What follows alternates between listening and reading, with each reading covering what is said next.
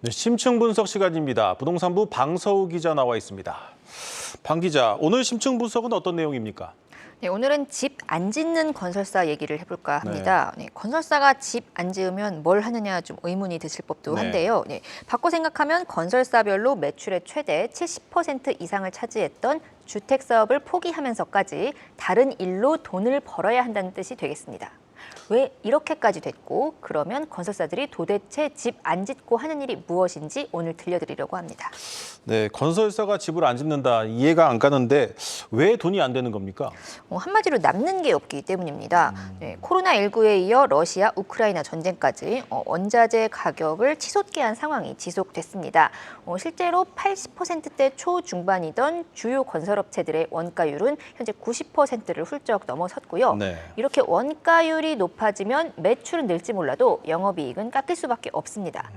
대표적으로 현대건설의 경우 영업이익률이 지금 2%대로 내려앉으면서 예금 이자보다도 지금 수익이 저조한 상황입니다. 이런 상황에서 주택 사업만 고집하다 보면 불어난 덩치에 비해 기업의 내실은 악화될 수밖에 없습니다.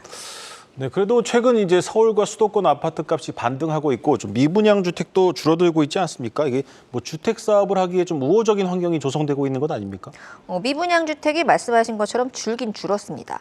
지난달 기준 이제 6만 9천 가구로 한 3개월 연속 줄면서 드디어 이제 7만 가구 아래로 전국 미분양 주택이 떨어졌습니다. 하지만 여전히 정부가 위험 수위로 판단하고 있는 6만 가구를 훌쩍 웃도는 수준이고요. 무엇보다도 이제 악성 미분양이라 불리는 준공후 미분양은 또 늘었다는 겁니다. 네. 지금 3개월 연속 증가세를 보이고 있고요. 준공후에도 이 미분양이 남아있다는 건 공사 대금을 제때 회수하지 못했다는 뜻이기 때문에 건설사 유동성에 악영향을 줍니다. 따라서 지금 미분양이 줄어든 건 부동산 경기가 좋아져서가 아니라 그만큼 분양을 안 했기 때문에 나타나는 착시 효과라고 볼 수 있습니다. 실제로 주택 공급의 선행 지표인 인허가와 착공 실적이 지금 곤두박질 치고 있는데요.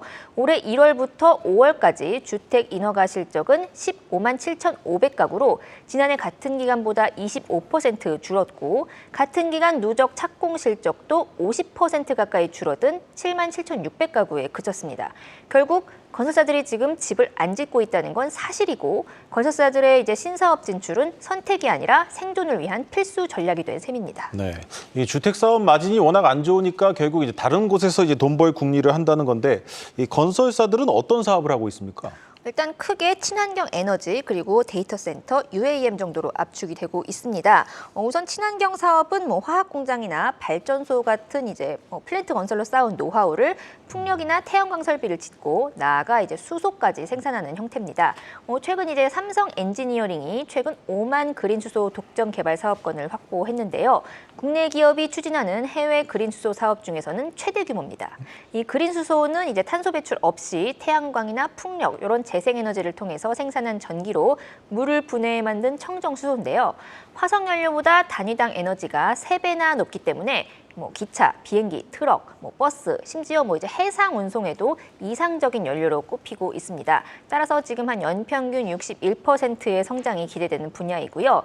이제 DLENC 같은 경우도 이제 탈탄소 사업에 공을 들이고 있습니다. 지난해 카본코라는 자회사를 설립했는데요. 생산 과정에서 발생하는 탄소를 모았다가 활용하는 탄소 포집, 활용, 저장 사업을 지금 하고 있습니다. 향후 전 세계적인 탈탄소 정책에 따라서 탄소 배출 비용 부담이 큰 발전사, 철강, 석유화학, 시멘트 업체로부터 관련 설비 수주를 따낼 것으로 보입니다. 네, 방 기자가 앞서서 이 데이터 센터 건설 얘기를 했는데 이거는 사실 그냥 빌딩 건설이랑 비슷한 거 아닙니까? 굳이 신사업이라고 부르는 이유가 따로 있습니까? 일단 이제 4차 산업혁명의 필수 시설이 된 데이터 센터는 서버, 호텔, 데이터 곳간 등으로도 이제 불립니다. 네. 이런 별명에서도 알 수 있듯이 좀 어떻게 서버나 통신기기, 전원 공급 장치 등을 보관할 대규모의 공간을 필요로 하고 따라서 기술 장벽도 굉장히 높은 편입니다. 즉 건설사들은 과거에 이런 시설들을 시공만 했다면 이제는 부지를 확보하고 또 설계에 참여하는 등 시행사 역할까지 최근 수행하고 있다고 합니다. SK 에코플랜트가 대표적인데요. 지금 싱가포르 기업 디지털 엣지와 함께 인천 부평 데이터 센터 개발에 나섰습니다. 사업비만 지금 1조 원에 달하는 국내 최대 규모 데이터 센터인데요. 최근 4,400억 원의 이제 PF도 지금 성공적으로 완료를 하면서 디벨로퍼로서 좀 변신을 꽤 했다는 평가를 받습니다. GS건설 같은 경우도 데이터 센터 시공에 더해서 운영 담당 자회사를 설립했습니다. 보통 이 운영 같은 경우는 IT 업체의 전유물이었는데 이런 IT 업체의 전유물이던 데이터 센터 운영에도 손을 대고 있습니다. 네, 앞서 이제 UAM 이 도심 항공 교통 얘기도 했는데 이건 한마디로 이제 비행체 아닙니까? 이게 건설사들이 여기서 할 수 있는 사업이 구체적으로 뭐가 있습니까? 비행기 하면 이제 아무래도 공항이 필요하겠죠. 네. 건설사들은 이 UAM의 공항 역할을 하는 버티포트 설계와 시공, 그리고 뭐 이제 운영, 그리고 교통 관리 시스템까지 이제 총체적으로 구축하는 역할을 수행하게 됩니다. 네. 현재 국토교통부가 주관하는 K-UAM 그랜드 챌린지라는 게 있는데요. 2년 뒤 국내 UAM 상용화를 목표로 추진하는 민관 합동 사업이고요. 현대건설과 대우건설 이런 이제 대형 건설사들이 각각 컨소시엄으로 참여 중입니다. 이 국책 사업과는 별개로 롯데건설이 롯데몰이나 뭐 마트, 백화점 같은 도심 내 주요 거점 상부에 버티포트 설치를 또 검토하고 있고요. 한화건설부문 역시도 서울 잠실 스포츠 마이스 복합공간 조성 사업에 UAM을 최근 포함했습니다. 네, 잘 들었습니다. 부동산부 방서우 기자였습니다.